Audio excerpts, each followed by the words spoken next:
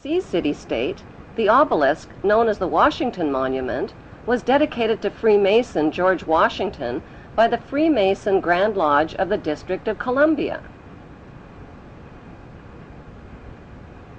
The secretive Brotherhood of Freemasons laid the Washington obelisk's cornerstone in 1848 and contributed 22 Masonic memorial stones. 250 Masonic lodges financed the Washington Monument obelisk, including the Knights Templar Masonic Order. At the heart of London city-state is a 187-ton, 69-foot-tall Egyptian obelisk called Cleopatra's Needle. It was transported from Egypt and erected on the banks of the River Thames.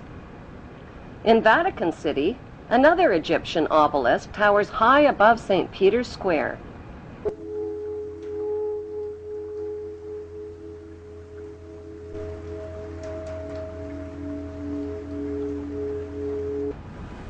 What exactly is an obelisk?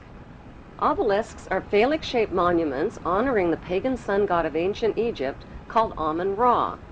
The spirit of this pagan god is said to reside within the obelisk. Obelisks symbolize the phallus and fertility. At the base of the obelisk is a sunwheel circle symbolizing the vagina. Together, they depict male and female sexual union.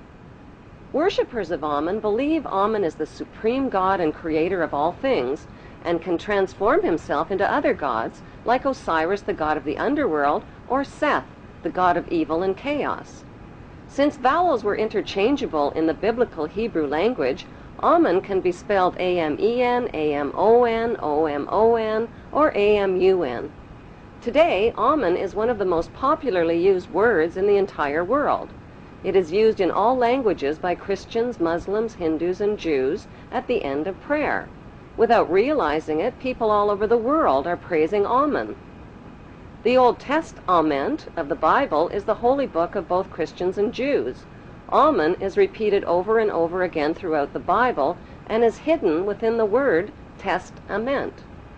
The word Amun literally means the hidden one. Many are fooled into believing that Amun means so be it or truly, but in Kings 1 verse 36 of the Old Testament, Amun is identified as the Lord God of my Lord.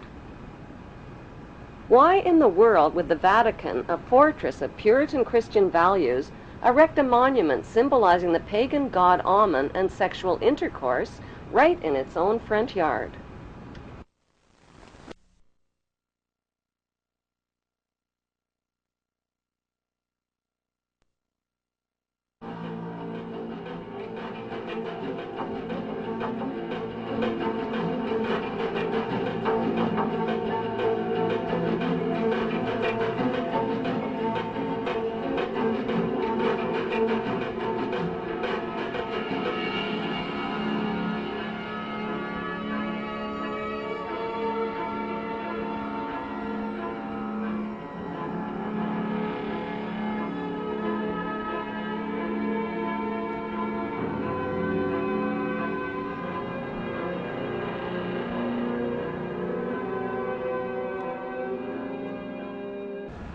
Bloodshed between the Israeli Jews and the Palestinian Muslims is routinely reported by the Western news media. But how much does the general public really know about what's going on in Israel? And why should they even care? Why? Because Israel has written human history, and it is also writing the future of humanity. It is important to know that the land now called Israel was originally called Canaan in ancient times. Canaan was populated by the Canaanite people, who were the ancestors of today's Palestinians imprisoned in refugee camps in Israel. About 3,500 years ago, the Semitic Hyksos kings ruled Egypt for 100 years, but were expelled from Egypt into Canaan. The Egyptians called these Hyksos people the Habarus, which means Hebrews. These expelled Hebrews invaded and conquered the land of Canaan and changed the name of the land from Canaan to Israel.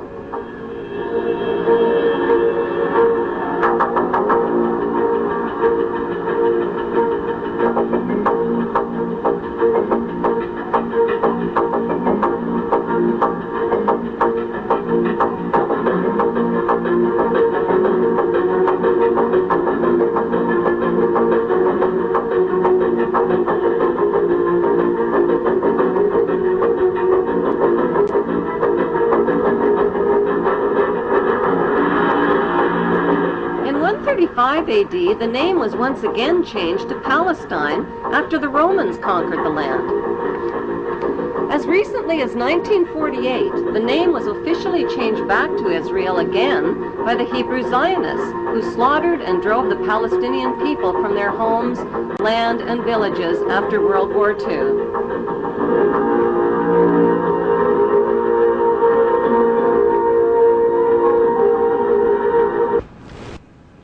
The best way to understand what's really going on in the world today is to journey back in time and dig up the ancient secrets of the past. Those ancient secrets have been hidden by the ruling class beneath the shifting sands of Egypt for more than 4,000 years.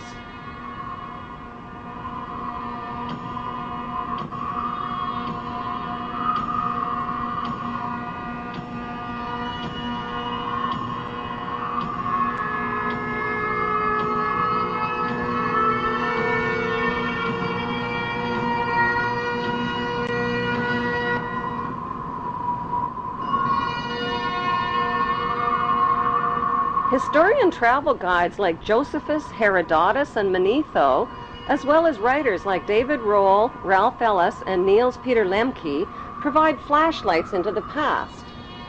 The earliest remains of human life on Earth were discovered in Africa. The ancient Egyptians kept detailed records of their culture and history in tombs, in temples, and on pottery, using pictures and writings called hieroglyphics. Archaeology experts have found absolutely no evidence whatsoever that Hebrew Jews lived as slaves in Egypt or of their exodus from Egypt. The plain truth is that Moses didn't lead Hebrew slaves out of Egypt any more than Charlton Heston did. So who was that bearded man with a magical staff named Moses?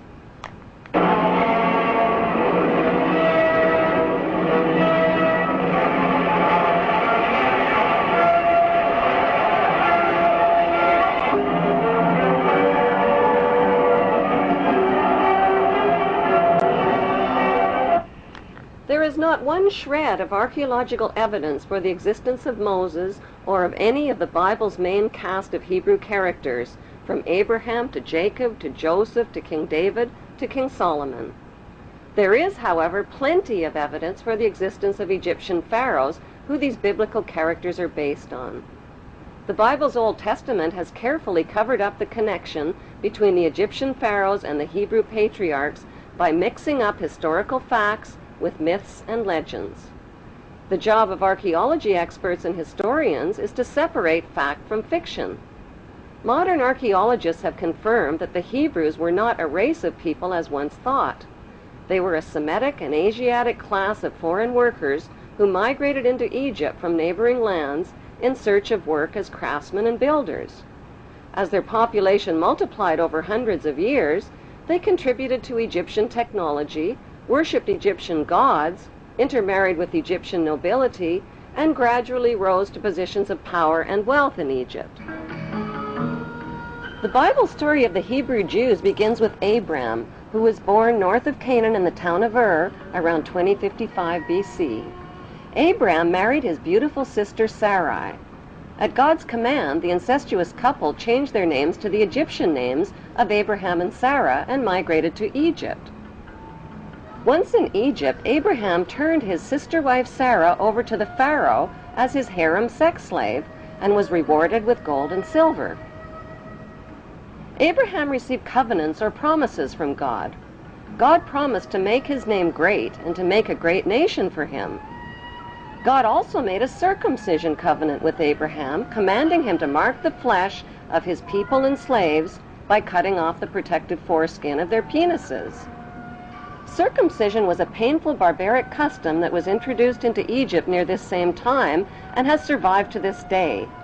It is the unnecessary mutilation of the genitals of little boys and implies that God made a mistake in design. This mutilation custom has more to do with a mark of Hebrew ownership than with hygiene. In the continuing Bible story, Abraham married an Egyptian woman named Hagar because his sister wife Sarah couldn't conceive. But at age 90, Sarah finally gave birth to a son named Isaac. Following God's order to sacrifice his son, Abraham hog-tied Isaac and picked up a knife to kill him. Just as Abraham was about to plunge the knife into Isaac, he learned God was only kidding.